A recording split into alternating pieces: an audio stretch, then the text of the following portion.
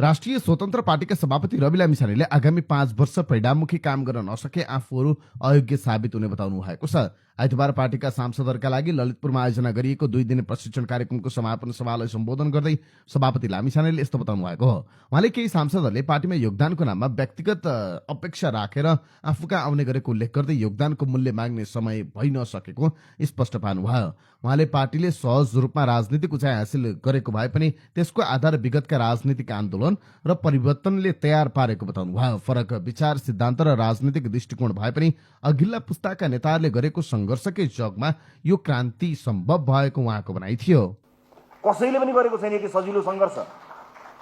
हामी त्यति सजिलो सङ्घर्षबाट आएका हौँ, तर यो सङ्घर्ष यति सजिलो पार्नुभन्दा अगाडि जुन गाह्रो सङ्घर्षको यात्रा यो देशका राजनीतिज्ञहरूले गरे त्यो जग त हामीसँग छ नि राजनीतिका रूपमा।